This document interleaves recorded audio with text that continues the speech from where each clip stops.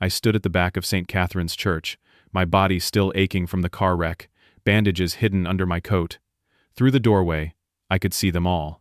My son, Derek, stood at the pulpit, fake tears streaming down his face as he delivered my eulogy. My employees, my neighbors, my so-called friends. Everyone dressed in black. Everyone mourning me. The organ played something somber. Derek's voice cracked with practiced grief. I pushed the heavy oak doors wide open. Every head turned. Derek's face went white. I smiled and said clearly, "You are celebrating early." The sound that erupted from that church was unlike anything I had ever heard in my 68 years. Women screamed. Men shouted in confusion. Someone fainted in the third row, collapsing against the pew with a heavy thud. The organist hit a discordant series of notes as her hands flew off the keys. The priest dropped his Bible. And through it all, I walked slowly down that center aisle, my boots making steady clicks against the old wooden floor. Derek remained frozen at the pulpit, his mouth hanging open, one hand still raised in mid-gesture from whatever lie he had been telling about me. His wife Brenda sat in the front row, her expensive black dress catching the light from the stained glass windows. She looked at me like I was a ghost crawling out of hell itself. I made eye contact with every person I passed. Gerald from accounting, who had worked for me for 23 years. Susan from operations, who I had promoted twice. My neighbor Phil, who I played golf with every Sunday. They all stared at me with expressions ranging from shock to terror to complete disbelief. "Crawford?" someone whispered. "Is that really Crawford?" My best friend Roger was the first to move. He stood up from his seat near the back and rushed toward me, his face a mixture of joy and confusion. Roger grabbed my shoulders, studied my face, touched the bandage visible at my collar. "My God," he breathed. "It is you. How is this possible? They said you were dead. The news said your car went off that cliff near Big Sur. They identified your body." "They identified somebody's body," I said quietly. "But it wasn't mine." The church was in complete chaos now. People were pulling out their phones, taking pictures, making calls. The priest was trying to restore order, but nobody was listening, and Derek finally found his voice. "This is impossible," he said, his voice echoing through the church sound system. "This has to be some kind of sick joke, some imposter trying to take advantage of our grief." I looked up at my son standing at that pulpit, and I saw something in his eyes that chilled me deeper than the cold Pacific water I had nearly drowned in 3 days ago. It was not relief. It was not joy at seeing his father alive. It was cold, calculating fear. "An imposter?" I called out, my voice carrying to every corner of that church. "Is that what you're going with, Derek?" Derek descended from the pulpit quickly, his practiced grief replaced with something else, something harder. He walked toward me with his arms spread wide, a smile fixed on his face for all the witnesses. "Father," he said loudly, "thank God. This is a miracle. We thought we lost you." He embraced me, and for a moment, we stood there while cameras flashed and people whispered. But in that embrace, Derek brought his mouth close to my ear and whispered words meant only for me. "You should have stayed dead, old man." Then he pulled back, still smiling, still playing the relieved son for the crowd. He turned to face everyone, raising his hands for attention. "Everyone, please," Derek announced. "I know we are all in shock.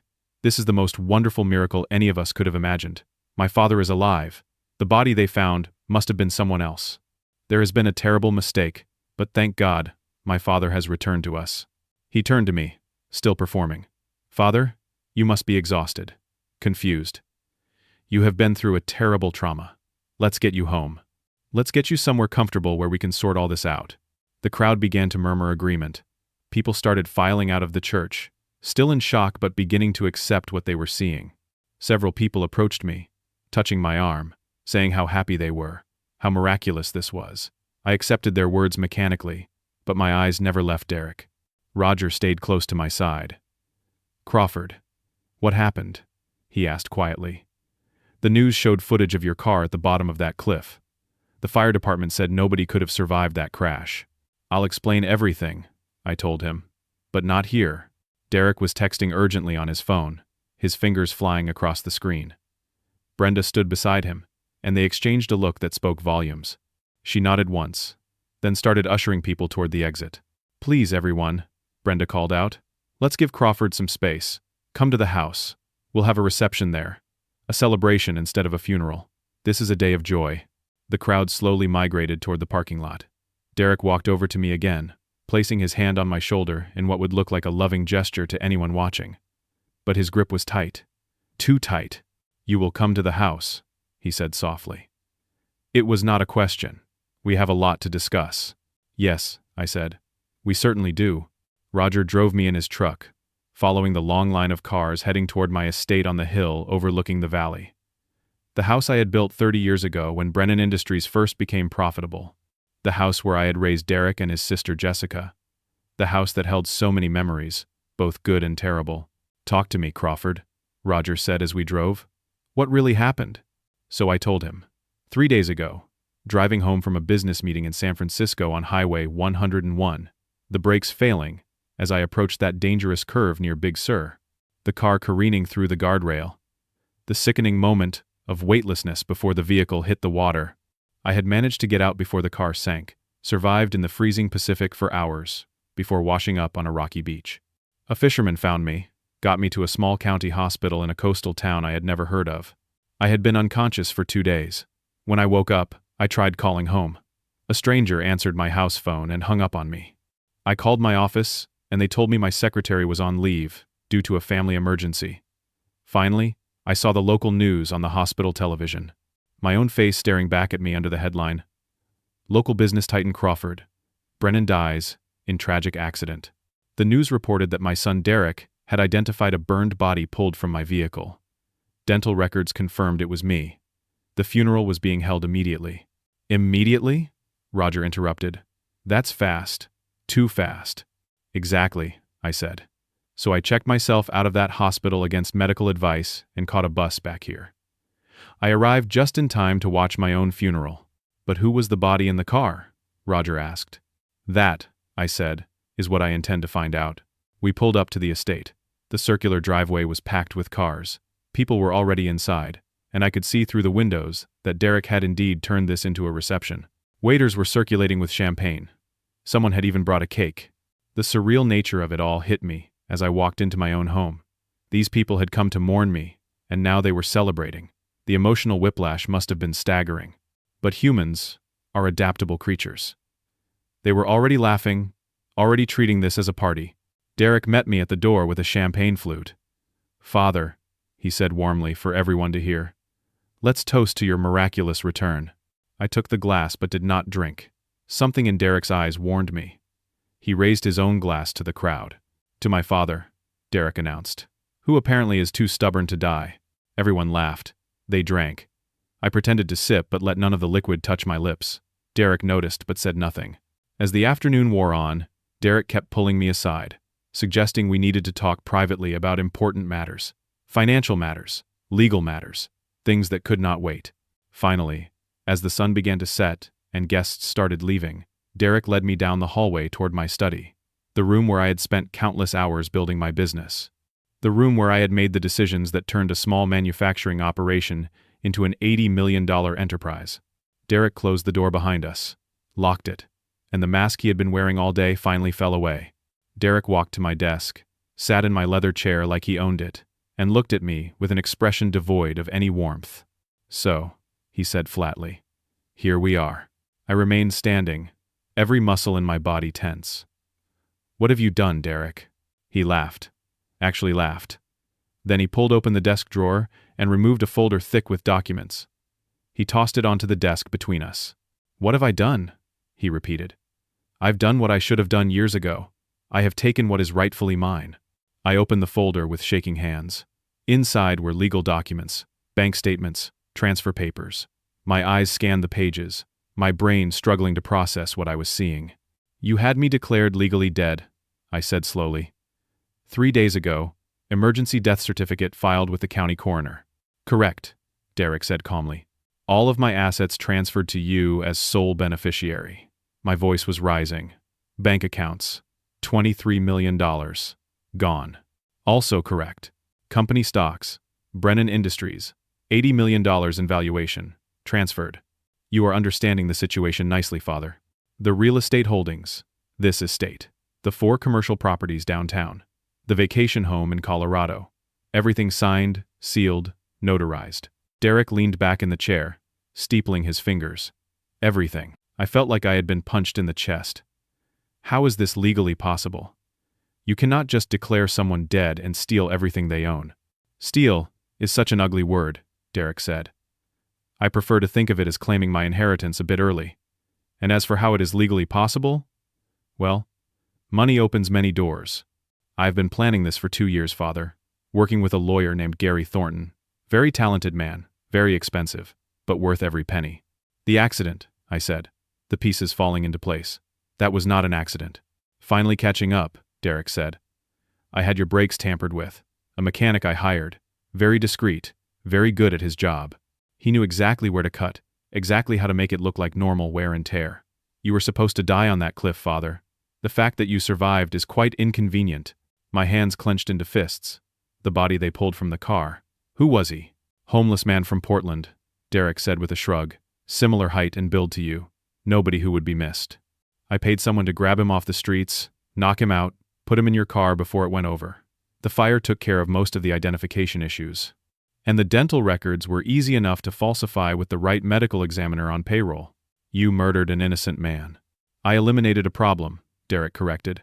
Just like I eliminated you. Or tried to, anyway. You always were stubborn. I stared at my son, this person I barely recognized. Why? Why would you do this? And that is when Derek's calm facade cracked. He stood up, slamming his hands on the desk. Why? He shouted. You have the audacity to ask me why. Do you have any idea what it was like growing up as your son? You were never there. Never at my baseball games, never at my school plays, never at my graduation. Always working, always building your precious company. Mom left because of you. She could not stand being married to a ghost. Your mother and I had problems, I started. And then Jessica came along, Derek continued, his voice dripping with venom. Your second chance at fatherhood, the golden child, the daughter who could do no wrong. You went to her recitals. You coached her soccer team. You gave her everything you never gave me. That is not fair, I said. I was trying to do better, trying to learn from my mistakes with you. Mistakes, Derek laughed bitterly. Is that what I am? A mistake? No, Father. I am your reckoning. I have been planning this for years, waiting for the right moment. And when I saw how much you were worth, how much I would inherit when you finally died, I decided, why wait? Why let you live to a ripe old age when I could have it all now? The truth of it crashed over me, like those Pacific waves 3 days ago. My own son had tried to murder me for money, for revenge, for years of perceived slights and neglect. I am going to the police, I said. I will expose everything you have done. Derek sat back down, his composure returning. With what proof? The brake mechanic, the medical examiner, the lawyer, they will all testify. The mechanic is dead, Derek said casually. Unfortunate accident. He fell off a ladder working on someone's garage, broke his neck. Very tragic. My blood ran cold. You killed him too. I tied up loose ends, Derek said. The medical examiner and the lawyer are both well compensated and have no intention of talking. And even if you went to the police, what would you say? You are supposed to be dead, Father. Legally dead. The system says you are dead. Your own secretary has already been paid to testify that you were mentally unstable in the weeks before the accident. Depressed. Possibly suicidal. I have created an entire narrative around your deteriorating mental state. Nobody will believe that. Won't they? Derek pulled out his phone and showed me something. I have emails you supposedly sent, rambling and incoherent. I have voicemails, recorded by an impersonator, where you sound confused and paranoid. I have medical records showing you were being treated for early-stage dementia. All fake, of course. But very convincing. I felt the walls closing in. This is insane. This is brilliant, Derek corrected. I have thought of everything, every angle, every possible complication. You showing up alive is inconvenient, I admit, but I have a plan for that too. He walked to the study door and unlocked it. 2 large men entered. I had never seen them before. They were built like professional athletes, with cold eyes and expressionless faces. Private security, Derek explained. Very loyal, very discreet. They are going to take you to a private facility in Nevada, a psychiatric hospital that specializes in difficult cases. You will be held there indefinitely as a delusional patient who believes he is Crawford Brennan. I will have you declared mentally incompetent, and nobody will believe a word you say. You cannot do this, I said, backing away. Watch me. The 2 men moved toward me. I looked around desperately for a weapon, anything to defend myself. My hand closed around a heavy crystal award on the bookshelf. some business excellence trophy I had won years ago. I swung it hard at the first man's head. It connected with a satisfying crack. The man went down, blood streaming from his temple. The second man lunged at me, but I was already moving. I grabbed the desk lamp and smashed it against the window. The glass shattered. "Stop him," Derek shouted. I did not think. I just jumped. The study was on the first floor, thank God, and I crashed through the remaining glass into the garden outside. Thorns from the rose bushes tore at my arms. I hit the ground hard, rolled, and forced myself to my feet. Behind me, I could hear Derek shouting orders. The security man was coming through the window after me. I ran across the lawn toward the back of the property. My body screamed in protest. I was 68 years old, still injured from the car accident, and I had not run like this in decades. But fear is a powerful motivator. I made it to the stone wall at the rear of the estate, and somehow hauled myself over it. On the other side was a wooded area, dark and overgrown. I crashed through the underbrush, branches whipping my face, my lungs burning. Flashlights bobbed behind me, men calling to each other. Derek's voice carrying through the night. "Find him! Do not let him leave the property." I stumbled deeper into the woods, finally collapsing behind a massive oak tree. I pressed my back against the rough bark and tried to control my breathing. My heart hammered in my chest. My hands were bleeding from the glass and thorns. Through the trees, I could see the flashlight searching. 3, maybe 4 men. They were spreading out, conducting a systematic search, and I had nowhere to go. I looked down at myself. No wallet, no phone, no identification. Everything I had been carrying was back at the house, and according to the legal system, I did not exist. I was a dead man. The flashlights moved closer. I pressed myself flatter against the tree, hardly daring to breathe.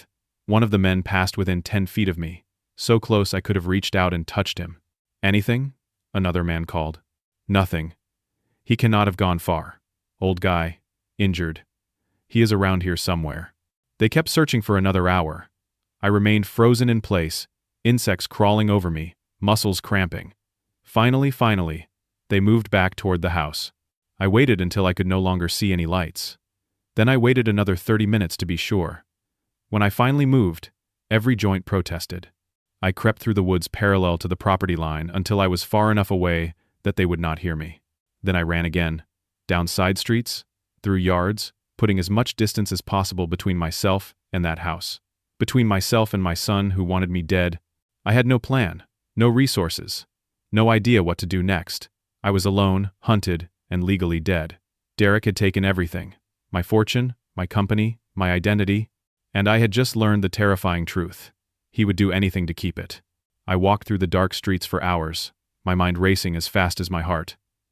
Every car that passed made me flinch. Every distant voice made me freeze. By the time the sun started rising, I had made it clear across town to Roger's neighborhood. Roger opened his door in his bathrobe, coffee mug in hand, and nearly dropped it when he saw me. "Crawford? What happened to you?" I looked down at myself. My clothes were torn and filthy. My arms were covered in scratches. I probably looked like I had been living in the woods, which I suppose I had been. "Can I come in?" Roger pulled me inside quickly, checking the street before closing the door. "Talk to me. What is going on?" I told him everything. The whole ugly truth. Derek's confession, the murder of the homeless man, the planned kidnapping to the psychiatric facility, my escape through the window. Roger listened with growing horror. "We need to call the police," he said immediately. "And tell them what?" "I am legally dead, Roger. Derek has covered every angle. He has documents, witnesses, a whole manufactured history of my supposed mental illness. If I go to the police, they will think I am crazy. Or worse, they will hand me right over to Derek. But you have proof. You heard his confession." "I have my word against his," I said bitterly. "And he is the legitimate, alive son. I am the supposedly dead, supposedly crazy father. Who do you think they will believe?" Roger paced his living room, thinking, Okay. First things first, you need to prove you are alive. Legally alive. We go to the bank, your bank, they know you. They can verify your identity." It was worth a try. Roger let me shower and gave me some of his clothes. They did not fit perfectly, but at least I looked presentable. We drove to the Bank of America branch where I had done business for 27 years. The branch manager, Caroline Peters, greeted me with a warm smile. "Mr. Brennan, What a wonderful surprise. We heard about the accident. We are so relieved you are all right. Thank you, Caroline, I said. I need to access my accounts. There seems to be some confusion about my status. Of course. She led me to her office and pulled up my information on her computer. Then her smile faded. Oh dear. What is it? Mr. Brennan, I am seeing here that your accounts have been closed. Transferred to your son Derek Brennan as per the instructions filed with the death certificate. But I am standing right here, I said. I am clearly not dead.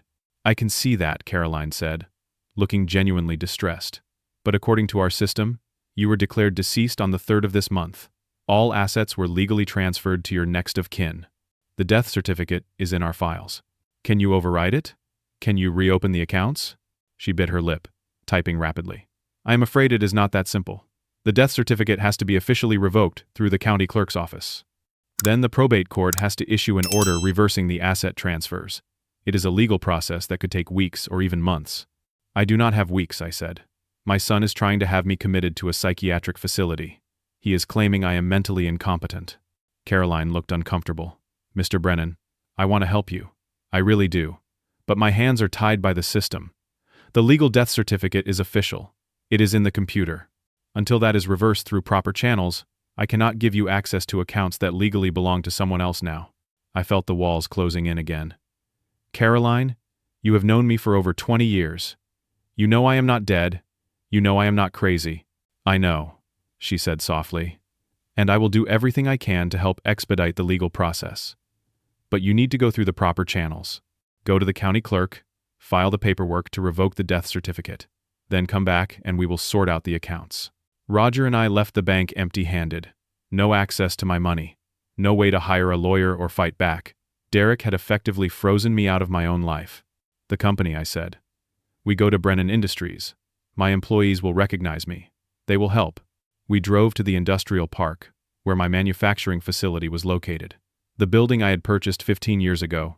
The place where 237 people worked, making industrial components that went into everything from cars to medical equipment. The security guard at the gate looked up from his station as we pulled in. I rolled down the window. Hey, Marcus, I said. Marcus blinked at me. Mr. Brennan? Sir? But I thought you were. We were told. I know what you were told. But I am here. I need to get inside. Marcus looked extremely uncomfortable. Sir, I am going to need to call this in. Your ID badge was deactivated. You are not in the system anymore. Marcus, I own this company. Just let me through. I am sorry, sir. I have to follow protocol. He picked up his phone and made a call. 5 minutes later, a car pulled up. Derek's car. My son climbed out, his face arranged in an expression of concern. Father, he said loudly, walking up to my window. What are you doing here? You should be resting. I want into my company, I said, through gritted teeth. Derek shook his head sadly. Father, you are not well. You should not be driving around. You should be at home, under medical care. He turned to Marcus. My father has been through a terrible trauma. He is confused, disoriented. We have been trying to get him to see a doctor. I am not confused, I said. I am standing right here. I am alive. This is my company. Derek pulled out a manila folder from his car. Marcus, I hate to show you this, but my father has been exhibiting signs of mental illness for months now. Here are medical records showing he was being treated for early-stage dementia. The accident seems to have made things worse. He handed papers through the window to Marcus. I saw them.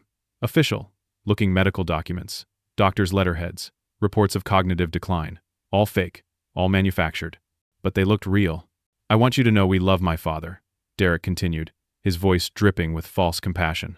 We are doing everything we can to get him the help he needs, but he keeps running away from the care facility. He is a danger to himself. That is a lie, I shouted. He is the danger. He tried to kill me. He murdered someone and put the body in my car to fake my death. Marcus looked at me with pity. Then he looked at Derek with understanding. Derek sighed heavily. You see what I mean? Paranoid delusions. He has been making these accusations about me for weeks. The doctors say it is part of the disease. He does not understand what is real anymore. Other employees had gathered, drawn by the commotion. I recognized many of them. Linda from HR, Tom from engineering, Sarah from the production floor. People I had worked with for years. Linda, I called out. Tom, you know me. Tell them I am not crazy. They looked at me with such sadness, such pity. Derek had gotten to them first, I realized. He had told them all the same story. Crazy old Crawford, losing his mind, making wild accusations. They felt sorry for me. Derek turned to the small crowd. I am sorry you all have to see this. As you know, my father has not been himself. We are trying to get him help, but he refuses to accept that he is ill. He keeps insisting that I am somehow conspiring against him. Because you are, I yelled. Derek gestured to 2 security guards who had arrived. Please escort my father off the property. Gently. He is not well. I will make sure he gets back to the medical facility where he can receive proper care. No, I said, putting the car in reverse. Roger, drive. Roger hit the gas. We backed out of there before the security guards could reach us. As we sped away, I looked back to see Derek standing there, surrounded by my employees, playing the role of the devoted son dealing with a sick father. This is not working, Roger said as we drove. He has thought of everything. The police, I said. We go to the police. We file a report. Force them to investigate. We went to the station. A detective named Barnes listened to my story. At first he seemed interested, taking notes, asking questions. But then Derek arrived, as if he had been waiting for this. Derek brought his lawyer, a slick man, in an expensive suit, named Gary Thornton, the same lawyer he had mentioned, the one who had helped him steal everything. Detective Barnes, Gary said smoothly. I represent Derek Brennan. I understand his father is here making some serious accusations. Yes, Barnes said. He claims his son tried to murder him and fake his death to steal his inheritance. Gary pulled out yet another folder. How many of these did they have? Detective, I need to show you something. Crawford Brennan has been suffering from cognitive decline for the past 8 months. Here is documentation from his physician, Dr. Alan Westbrook. Diagnosis of early-stage dementia with paranoid features. That is forged, I said. I have never been diagnosed with anything. Gary continued as if I had not spoken. Mr. Brennan experienced a traumatic car accident 5 days ago. He survived, thankfully, but the trauma seems to have exacerbated his mental condition. He has become convinced that his son is trying to harm him. Classic paranoid delusions. He admitted it to me, I insisted. In my study, he told me he had my brakes cut. He told me he put a homeless man's body in my car. He confessed everything. You see, Derek said sadly, this is what we have been dealing with. He makes these wild accusations. None of it is true, of course, but in his mind, it is very real. The doctors call it Capgras delusion. He believes I have been replaced by an imposter who wants to hurt him. Detective Barnes looked at me with that same pitying expression I was starting to recognize. Mr. Brennan, have you been taking your medication? I am not on any medication, I said. Because I am not sick. The doctors prescribed him antipsychotics, Derek said. But he refuses to take them. He believes we are trying to poison him. Gary leaned forward. Detective, we want to handle this as a family matter. No charges. We just want to get Crawford the medical help he needs. We have a bed waiting for him at Ridgemont Hills psychiatric facility. It is a very good program. They specialize in cases like this. Cases like what? I demanded. I am not crazy. Barnes stood up. Mr. Brennan, I understand you are upset, but I have to tell you, your son has provided substantial documentation here. Medical records. Witness statements from your employees saying you have been behaving erratically. Even a statement from your personal physician confirming your diagnosis. Then my doctor is being paid off, I said. Or Derek forged his signature. This is all fake. Barnes sighed. Sir, I know this is hard to accept, but the evidence suggests you are suffering from a serious medical condition. I think you should consider getting help. What about investigating Derek's claims? Roger interjected. What about checking the brake lines on the car? What about looking into how that death certificate was filed so quickly? Gary smiled. The car was completely destroyed in the fire, I am afraid. Nothing left to examine, and the death certificate was processed through proper channels. There is an investigation into why the body was misidentified, of course. But these things happen. Medical examiners are only human. Derek put his hand on my shoulder. I shook it off violently. Father, please, let us take you somewhere you can rest. Somewhere you can get help. I do not need help, I said. I need justice. But I could see in Barnes's eyes that I had lost this battle too. He believed Derek. The system believed Derek. The medical records, the documents, the witnesses, they all pointed to one conclusion. I was a sick old man having delusions. Roger and I left the station. As we walked to the parking lot, I saw Derek and Gary conferring by Derek's car. They were not worried. They were confident. They had won every encounter so far. "What now?" Roger asked quietly. "Now we run," I said. "Because if they get me into that psychiatric facility, I will never get out." That night, staying at Roger's house, I tried to sleep but could not. Every sound made me jump. Around 2 in the morning, I heard glass breaking downstairs. "Roger!" I shouted. Men in black tactical gear burst into the bedroom. They had badges, official-looking documents, a court order for emergency psychiatric commitment. Derek had gone to a judge, presented his manufactured evidence, and gotten legal approval to take me by force. "No!" I ran for the back door. Roger tried to stop them. Bless him. One of the men shoved him hard into the wall. I heard Roger cry out in pain as I crashed through the kitchen and out the back entrance. I ran through Roger's neighborhood in my pajamas. Behind me, I heard vehicles starting, radios crackling. They were coordinating, hunting me like an animal. I cut through yards, jumped fences, moved in ways I did not know my old body could still manage. Adrenaline is a hell of a thing.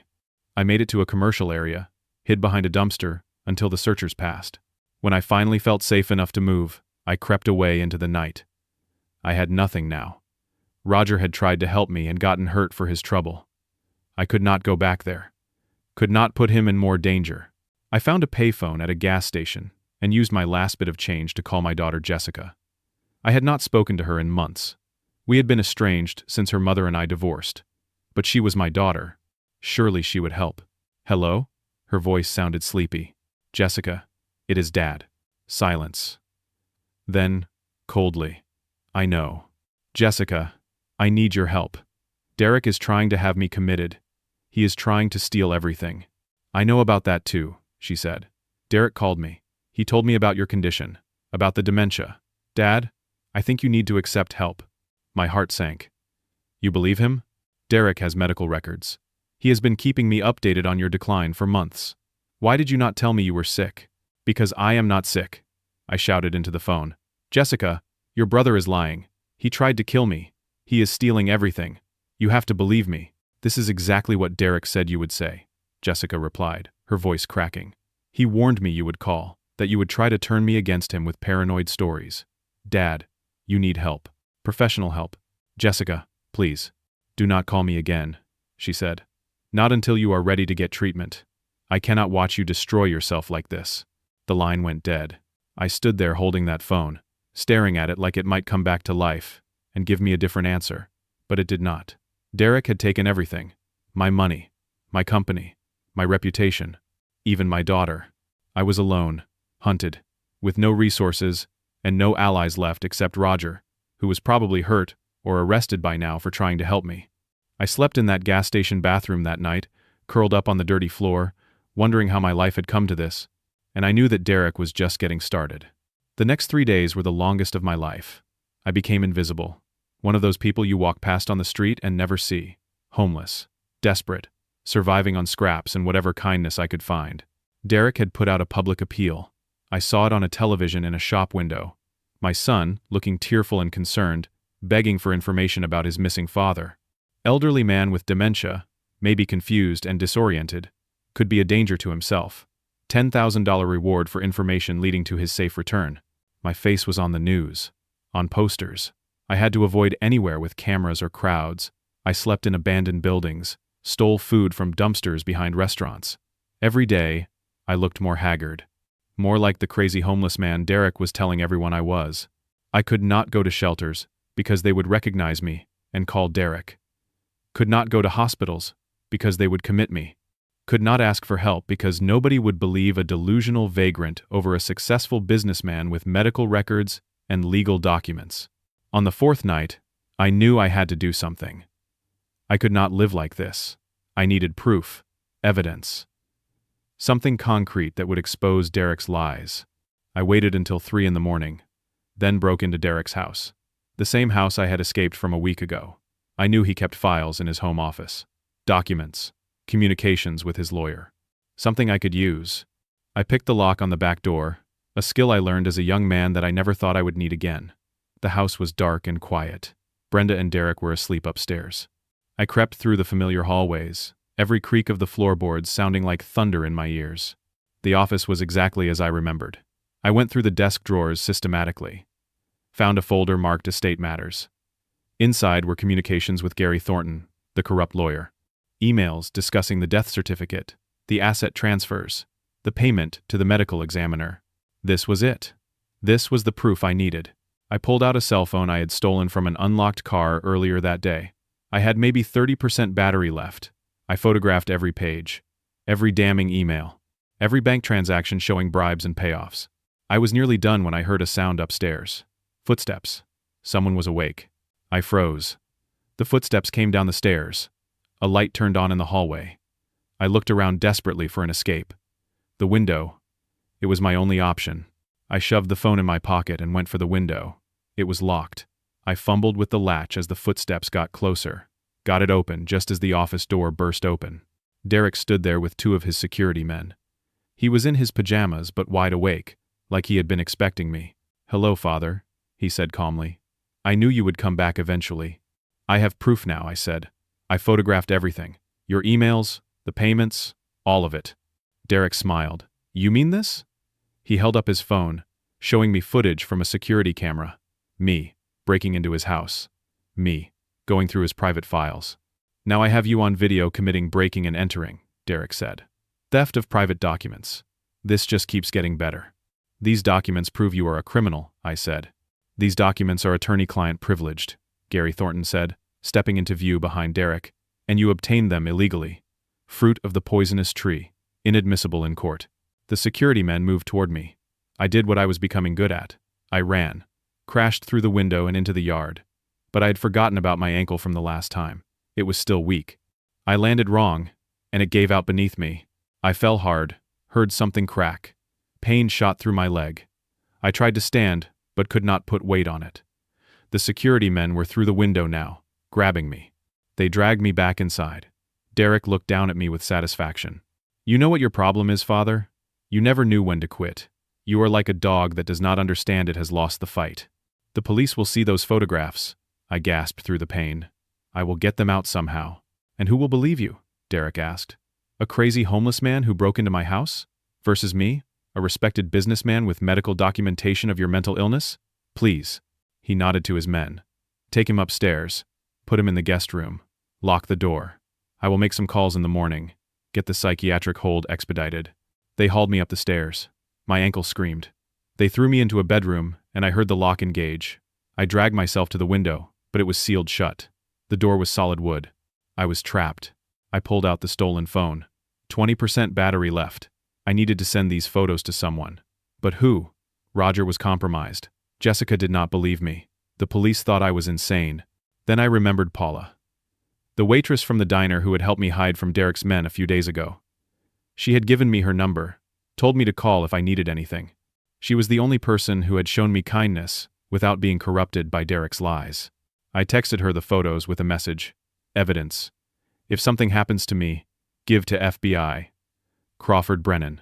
The phone died just as the message sent. I hoped it went through. Hoped Paula would know what to do with it. I spent that night locked in that room, my ankle swelling to twice its normal size. Around dawn, I heard voices downstairs. Derek was on the phone, talking to someone about accelerating the commitment process. The door opened. Derek entered with a man in a white coat, a doctor from Ridgemont Hills. "Mr. Brennan," the doctor said gently, "I am Dr. Marsh. Your son called me because he is concerned about you. He says you have been experiencing some troubling symptoms." "I am fine," I said. "My son is the one you should be evaluating. He is a sociopath." Dr. Marsh made a note on her clipboard. "I see. And why do you believe your son is a sociopath?" "Because he tried to murder me. Because he is stealing everything I own. Because he has been lying to everyone about my mental state to cover his crimes." More notes. "These are serious accusations. Have you spoken to the police about them?" "Yes, but Derek has them fooled too. He has fake medical records, documents, witnesses. He has thought of everything." Dr. Marsh nodded sympathetically. "Mr. Brennan, I understand you are frightened. These feelings are very real to you. But sometimes, our minds can play tricks on us, especially after a traumatic event like a car accident. I would like to take you somewhere safe, somewhere we can help you sort through these feelings." "I do not need help sorting through feelings," I said. "I need someone to investigate my son, for attempted murder. We will certainly look into all of your concerns, Dr. Marsh said, in that placating tone medical professionals use with difficult patients. But first, let's get you somewhere comfortable. Somewhere you can rest and receive proper care. They had an ambulance waiting. Derek rode with us to Ridgemont Hills, his hand on my shoulder in a mockery of comfort. It is okay, Father. You are going to get better, I promise. The facility was in the mountains, hours from the city. Isolated, no cell service, no easy way to leave even if I could walk on my destroyed ankle. Dr. Marsh showed me to my room. It looked like a hospital room but with locks on the outside of the door. She gave me medication. For the pain in your ankle, she said, and to help you rest. I took it because I had no choice. Within minutes, the world became fuzzy, disconnected. I tried to stay alert but my mind kept drifting. Days blurred together. They brought me meals, more medication, therapy sessions where I tried to explain about Derek, and they nodded and took notes and adjusted my dosages. The drugs made it hard to think, hard to remember why I was fighting. Derek visited once a week. He brought papers to sign. Medical consent forms, he said. Transfer of power forms. Just routine. I was too drugged to read them carefully. I signed whatever he put in front of me. Later, when my head cleared enough to think, I realized what I had done. I had signed away my last remaining rights, declared myself incompetent, given Derek permanent legal guardianship. Everything was gone now. Every asset, every protection, every avenue of escape. Derek brought me news from the outside world. Jessica was getting married. She did not want me at the wedding. The company was being sold to a competitor. Derek would pocket $200 million. The estate had sold to a tech entrepreneur from Silicon Valley. Everything I had built over 4 decades. Gone. Months passed in that facility. I stopped fighting. The medications made everything feel distant and unimportant.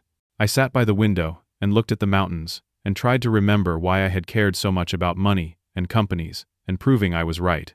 Maybe Derek was right. Maybe I was sick. Maybe this was all in my head. That was the worst part. The doubt. The creeping suspicion that maybe I really was crazy and everyone else was sane. Maybe I had imagined the whole conspiracy. Maybe my mind had broken after the accident and created this elaborate paranoid fantasy. I almost gave up, almost let myself sink into that fog and never come back. Then a new nurse arrived at Ridgemont Hills. Her name was Angela. She was different from the others. Looked me in the eye when she spoke. Treated me like a person instead of a problem to be managed. One day, when giving me my medications, she quietly crushed one of the pills under her shoe before handing me the cup with the remaining ones. "Take these," she said normally. But her eyes said something else. "Trust me." Over the next few weeks, Angela gradually reduced my dosages. Not enough for the other staff to notice, but enough for my mind to start clearing. The fog lifted. Memory returned. And with memory came rage. I had not imagined it. It was all real. Derek's confession, the murder, the conspiracy, all of it real. "Why are you helping me?" I whispered to Angela one evening. She glanced around to make sure we were alone. "Because I have seen cases like yours before. I have worked here 3 years. You are not the first person to come here with a convenient diagnosis and a family member who wants them gone. Did they get out?" Her face darkened. "No." That night, she came to my room after lights out, locked the door behind her. "I should not be telling you this," she said quietly. 5 years ago, there was another patient here, admitted by his nephew. Similar situation to yours. Claims that the nephew was stealing his fortune. Nobody believed him. He died 6 months later. Natural causes, the death certificate said. But I saw the body. I saw the injection marks. My blood ran cold. The nephew? Derek Brennan. The room seemed to tilt. Derek has done this before? The patient's name was Thomas Brennan. I looked it up in our old records. Your brother, according to the admission forms. My younger brother Thomas. I had thought he died in a skiing accident 7 years ago. His body was never found. Everyone assumed he had fallen into a crevasse, too deep to recover. But he had not died skiing. He had died here, murdered by Derek. Thomas was supposed to inherit half the family business, I said slowly. Our father's will split it between us. But after Thomas died, it all came to me. And now Derek is doing the same thing to you, Angela said. This facility has a relationship with him. Dr. Marsh is on his payroll. She has been for years. This is where he sends people who inconvenience him. He is going to kill me, I said. Not a question. A statement. Yes, Angela said. and he is getting impatient. I overheard him on the phone with Dr. Marsh yesterday. He wants to accelerate your treatment. That is code for increasing the medication to fatal levels. Make it look like your heart just gave out from the stress, and your age. When? He is visiting tomorrow. I think he is coming to give final authorization. Tomorrow. I had maybe 12 hours to live. Help me escape, I begged. Please. Angela shook her head. I cannot. If I help you and we get caught, I will lose my nursing license. Maybe face criminal charges for aiding a committed patient. And even if you got out, where would you go? You have no money, no ID, no proof of anything. Derek would find you in days. Then I am dead anyway. Maybe not, Angela said slowly. I have an idea, but it is risky, and you will have to trust me completely. Angela's plan was insane, but it was the only chance I had. She would help me escape the facility, but not run. Instead, I would hide in the building itself, in the basement maintenance tunnels that ran under the complex. No one went down there except the janitors, and Angela knew their schedules. While Derek thought I had escaped, Angela would contact the authorities, not local police, who were probably in Derek's pocket, but the FBI, Corporate Fraud Division. She would give them everything: the old records of Thomas's suspicious death, her observations about Ridgemont Hills' corruption, and most importantly, the evidence from my stolen phone. What evidence? I asked. That phone died weeks ago. But the text message went through, Angela said. To that waitress, Paula. I tracked her down, explained the situation. She still has those photos you sent. She has been trying to find someone to listen to her, but nobody would. Hope flickered in my chest for the first time in months. If I can get FBI agents here before Derek kills you, they can arrest him, expose everything. But you have to stay alive long enough for them to arrive, and Derek cannot know you are still in the building. Late that night, Angela helped me into a wheelchair and pushed me through the quiet corridors. My ankle had healed badly. I could walk, but not well. We took a service elevator to the basement. The maintenance tunnels were exactly as awful as I had imagined. Concrete corridors lit by bare bulbs, pipes dripping condensation, the smell of mildew and decay. But they were also vast. A maze of passages connecting every building in the complex. Angela showed me a storage room that the janitors used for supplies. Old forgotten equipment piled in corners. A sink with running water. Boxes of protein bars and bottled water meant for the maintenance crew. Stay here, she said. Do not come out for any reason. I will bring you food when I can. It might take a few days for the FBI to send someone. A few days? I will do my best to stall Derek. But he is coming tomorrow morning. Once he realizes you are gone, he will turn this place upside down looking for you. You cannot let them find you. She left me there in that cold concrete tomb. I heard her footsteps fade away down the tunnel, then silence. Just the drip of water and the hum of machinery. I wrapped myself in old maintenance uniforms I found in the storage room, made a nest in the corner behind some broken equipment, and waited. Morning came. I could not see daylight down here, but I heard activity above me. Footsteps, voices, the sounds of a facility waking up. Then, around 9 in the morning, I heard something else. Shouting, running, alarms. They had discovered I was missing. I pressed myself deeper into my hiding spot as flashlight beams swept the main tunnel. Security guards searched systematically. Their voices echoed in the concrete passages. Check every room, every closet. He cannot have gone far on that ankle. How did he even get out? His door was locked. Just find him. Mr. Brennan is not going to be happy about this. They searched for 3 hours. I barely breathed as they passed within feet of my storage room. One guard even opened the door, shined his light around, but did not see me behind the pile of equipment. Finally, they moved on. I heard them report to Dr. Marsh that the basement was clear. Derek's voice came next. Even through the concrete and pipes, I could hear his rage. You lost him? You lost a 70-year-old man with a bad ankle? How is that possible? Dr. Marsh's voice nervous. Mr. Brennan, we are doing everything we can. We have notified local authorities. Set up roadblocks. He could not have gotten far. He better not have, Derek snarled. Do you have any idea what is at stake here? If he talks to the wrong person, if he gets to someone who actually listens, this whole thing falls apart. Perhaps it is time to consider other options, Dr. Marsh said carefully. Other options? Your father's health has been declining. If he is out there, confused, in the elements, he may not survive the night anyway. Exposure, heart attack, a fall. These things happen to elderly men with his conditions. A pause. Then Derek's voice, cold. Yes, I suppose they do. Alert your contacts. If anyone finds him, I want to be notified immediately, before the authorities are called. Do you understand? Perfectly. They left. I sat in the darkness, processing what I had just heard. Derek was willing to let me die of exposure rather than risk me talking, and Dr. Marsh was helping him cover it up. Hours passed. I rationed the protein bars and water.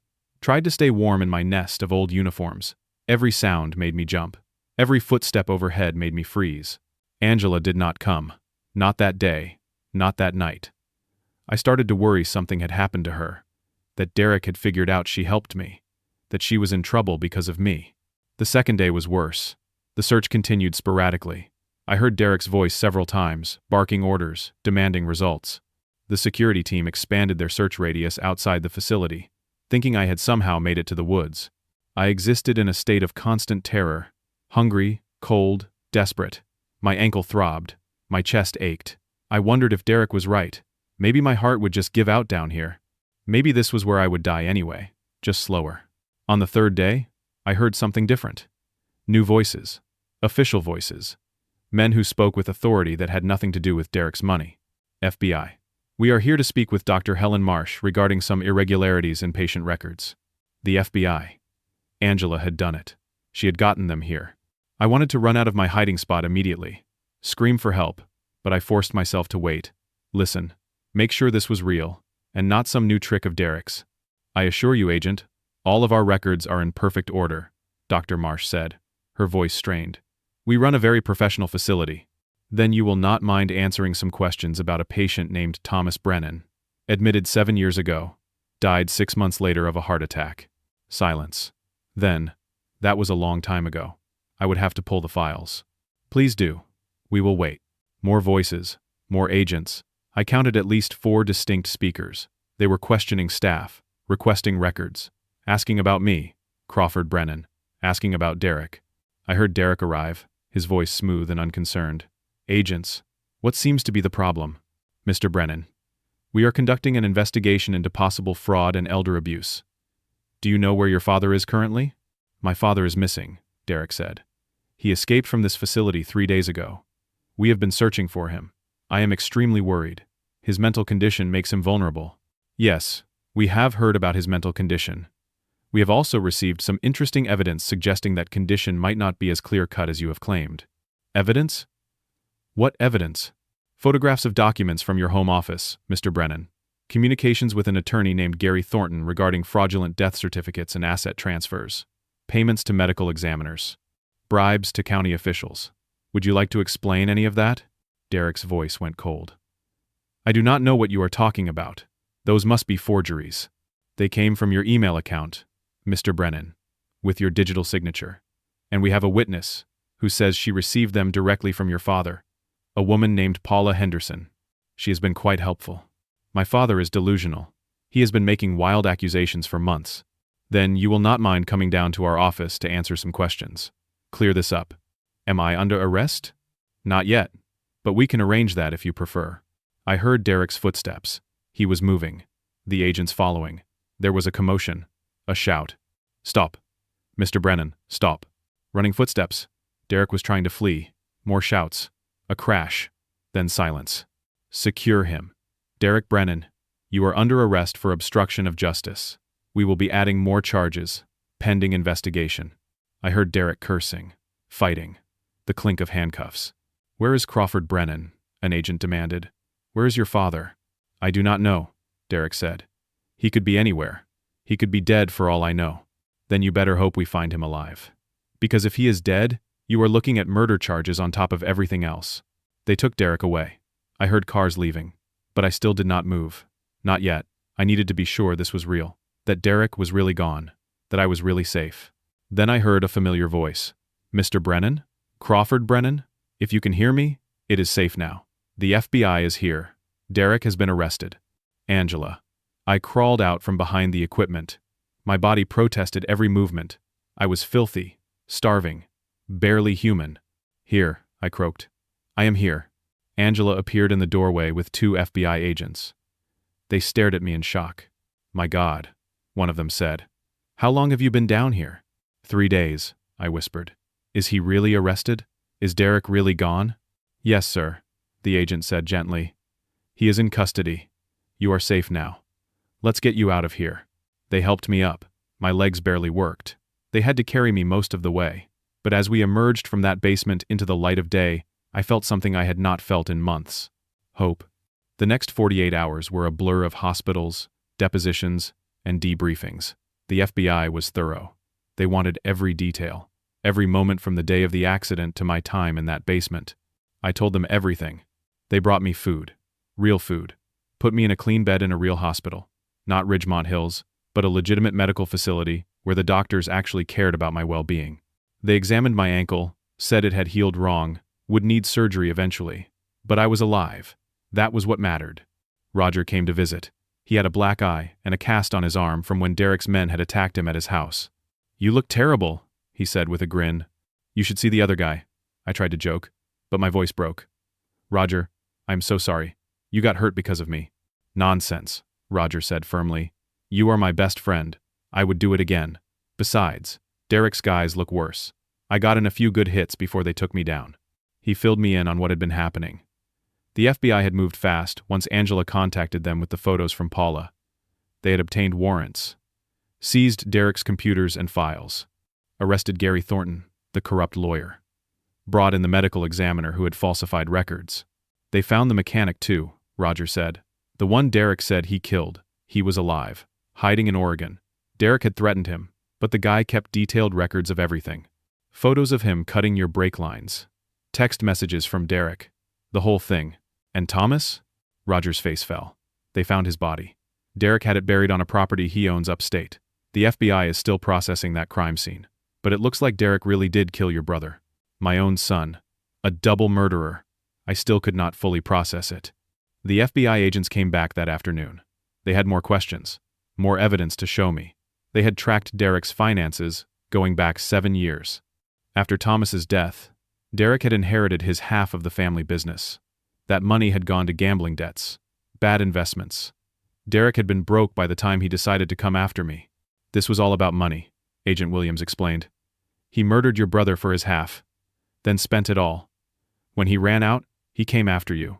What about Jessica? I asked. My daughter. Does she know? Williams nodded. We spoke to her. She is devastated. Derek had been manipulating her for years, feeding her lies about you. She had no idea about any of this. I need to see her. In time. Right now, we need to focus on building the case against Derek. He is fighting the charges. Claims everything is a misunderstanding. His lawyer is already trying to make deals. But the evidence was overwhelming. The photos I had taken, Paula's testimony, the mechanic's records, Angela's witness statement about Thomas and Ridgemont Hills. The medical examiner finally flipped and testified about the death certificate fraud. Even Dr. Marsh, facing her own charges, agreed to testify against Derek in exchange for a lighter sentence. The legal process moved slowly. Weeks turned into months. My assets were frozen pending investigation. I lived in a small apartment. Roger helped me rent. The FBI assured me that eventually, everything would be returned to me. But it would take time. Jessica finally came to see me. We met at a coffee shop downtown, neutral territory. She looked older than I remembered, tired. I am so sorry, she said before I could speak. Derek told me you had abandoned us, that you never loved me, that you were sick and dangerous. I believed him. He was convincing, I said gently. He fooled everyone.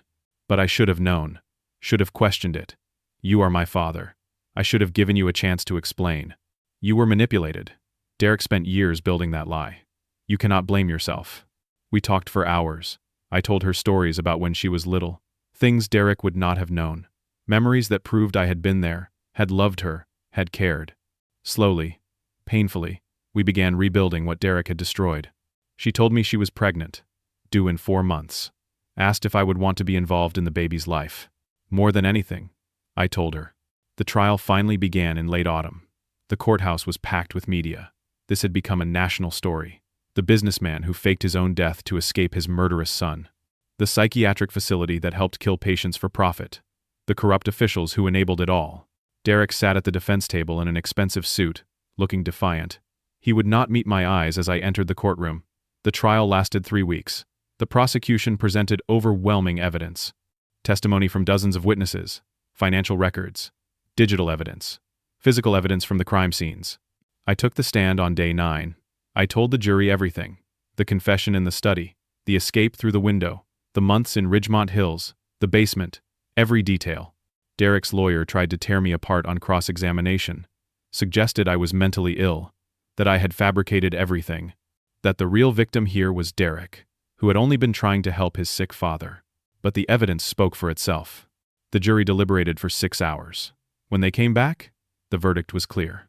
Guilty on all counts: attempted murder, conspiracy to commit murder, fraud, embezzlement, kidnapping, false imprisonment, and the big one, the murder of Thomas Brennan. Derek's face went white as the verdicts were read, one after another. Guilty, guilty, guilty. Sentencing came 2 weeks later. The judge was an older woman named Patricia Hernandez. She looked at Derek with contempt. "Mr. Brennan," she said, "in my 30 years on the bench, I have seen many terrible things, but rarely have I encountered such calculated evil. You murdered your uncle for money. You tried to murder your father for the same reason. You corrupted institutions meant to help people. You destroyed lives without remorse." Derek finally looked at me then, and I saw no remorse, no regret, just cold hatred. "You think you won, old man?" he called out. "You think this is over?" "Mr. Brennan, you will remain silent," Judge Hernandez said sharply. "You stole my childhood," Derek shouted. "You were never there. You made me into this." "I made my mistakes," I said quietly. "But you made your choices." The judge banged her gavel. "Derek Brennan, I hereby sentence you to 50 years in federal prison without possibility of parole. May God have mercy on your soul." They took him away. He fought the bailiffs, screamed obscenities, threatened revenge. It took 4 men to drag him out of that courtroom. I sat there in the silence that followed. It was over. Finally. Truly over. The legal process, to restore my assets, took another 6 months. Banks and lawyers and courts, all moving at glacial speed. But eventually, piece by piece, everything came back. The money, the properties. The company, Brennan Industries, had been mismanaged. Under Derek's brief control, production was down. Morale was worse. But the employees welcomed me back. They apologized for not believing me. For treating me like I was crazy. I forgave them. Derek had been convincing. None of us should blame ourselves for being deceived by a master manipulator. I made changes. Promoted people based on merit, not politics. Opened communication channels. Spent more time on the floor with workers instead of locked in my office. I realized that one of Derek's accusations had been true. I had prioritized business over family, over people, over everything that actually mattered. I was not going to make that mistake again. I found Thomas's grave. Derek had buried him in an unmarked plot on abandoned land. I had Thomas moved to the family plot at St. Catherine's Cemetery. Gave him a proper headstone, proper services. Said the goodbye I never got to say 7 years ago. "I am sorry," I told the grave. "Sorry I did not see what Derek was. Sorry I could not protect you." Angela lost her nursing license. The board of nursing said that even though she had been acting to save my life, she had still violated patient confidentiality and assisted in an escape from a psychiatric facility. I hired the best lawyers I could find to fight it, but some battles cannot be won through money alone. She was not bitter, though. "I did the right thing," she told me.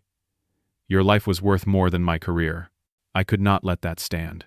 I paid for her to go back to school, medical school. She is studying to become a doctor now.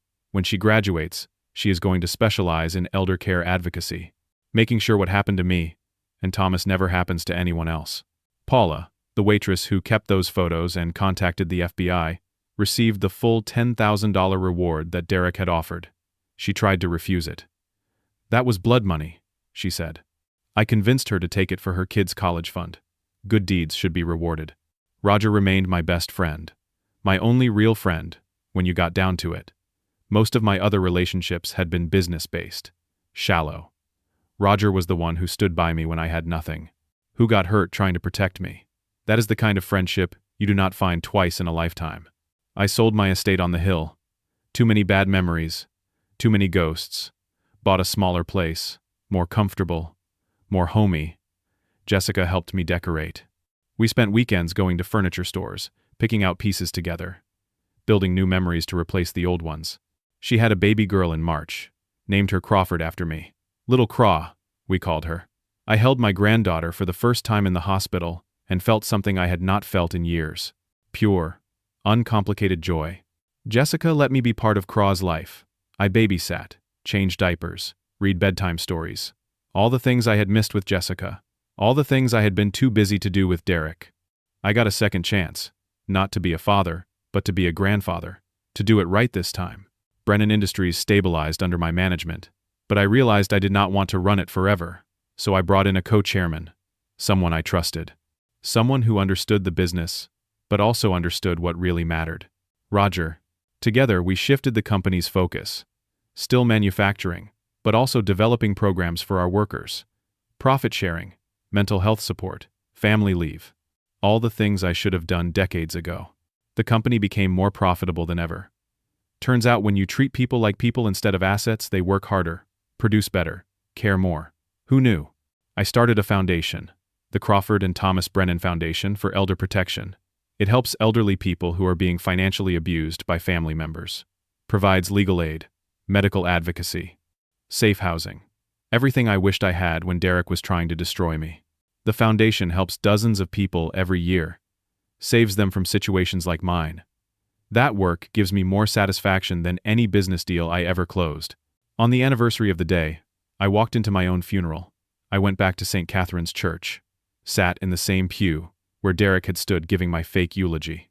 The priest who had been there that day saw me and came over. "Mr. Brennan," he said. "How are you?" "Better," I told him. "Much better. I have been following your story. What you went through, what you survived, that took tremendous strength." "No," I said. "It took tremendous help. I did not survive this alone. Angela, Paula, Roger, the FBI agents, they all saved me. I just had to be stubborn enough to stay alive long enough for them to do it." "Still," he said, "not everyone would have kept fighting. Most people would have given up." Maybe he was right. There were certainly moments when I wanted to give up, when death seemed easier than continuing to fight. But something kept me going. Stubbornness, spite, the knowledge that Derek did not get to win. I visit Derek once a year. Federal prison in Colorado. He has aged badly. Prison does that to a man. He refuses to see me most times. But once in a while, he accepts the visit. We do not talk much. Sit on opposite sides of that plastic divider. Look at each other through the reinforced glass.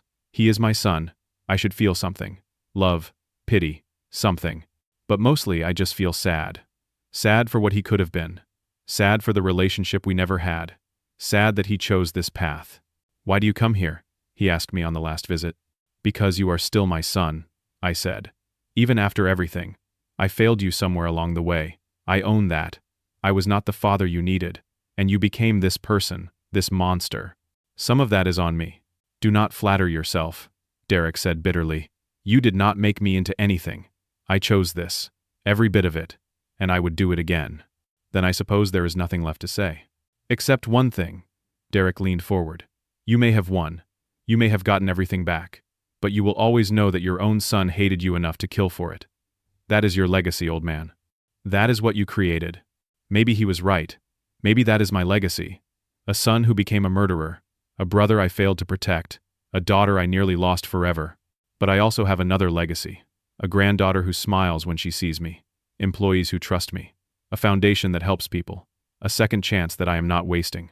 I am 70 years old now. I do not know how many years I have left. But I know what I am going to do with them. Love the people who matter.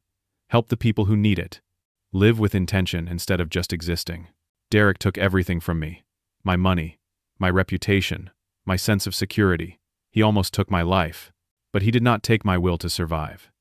He did not take my ability to learn from mistakes. And he did not take away the people who really mattered. Sometimes I think about that moment. Walking into St. Catherine's Church, pushing open those doors. Seeing Derek at that pulpit giving my eulogy. The looks on everyone's faces when they saw me. "You are celebrating early," I had said. And I was right. Derek had celebrated too early. Declared victory before the game was over. Counted me out before I was really gone. That was his mistake. He underestimated his old man. Thought I would be easy to destroy. Thought I would just roll over and die when things got hard. But I did not. I fought. I survived. And I won. Not the way I thought I would. Not through money or power or business deals, but through persistence, through the help of good people, through refusing to give up, even when giving up seemed like the only option. I learned something through all of this. Success is not measured by the size of your bank account or the value of your company. It is measured by the people who stand with you when everything falls apart. The friends who get hurt protecting you. The strangers who help because it is the right thing to do. The daughter who forgives you. The granddaughter who loves you. That is real wealth. And nobody can steal that. Nobody can fake a death certificate for that. Nobody can transfer that to their own account with forged documents. Derek sits in prison for the next 50 years. He has all the time in the world to think about his choices, to reflect on what he lost by trying to take what was not his.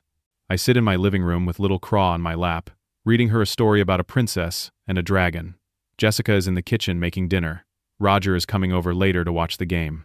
This is my life now. Simple, real, meaningful. I survived my own funeral, survived my son's attempt to bury me, survived months of hell and degradation and fear, and I came out the other side with something Derek could never understand. Peace. So let me ask you something. Have you ever felt betrayed by someone you trusted? Someone in your family or close to you? How did you find the strength to keep going? Share your story in the comments below. Your experience might help someone else who is going through something similar. If this story moved you, if it made you think about what really matters in life, please hit that like button. Subscribe to hear more stories about overcoming the impossible. And share this with someone who needs to hear that no matter how dark things get, there is always a way forward if you refuse to give up. Thank you for listening to my story. Thank you for being here with me on this journey. Remember, families are complicated, betrayals hurt, and justice sometimes takes time. But truth has a way of coming to light. And the people who really love you will stand beside you, even when the whole world thinks you are crazy. Take care of each other out there. Cherish the people who matter. And never, ever give up. Because you never know when walking through those church doors might change everything.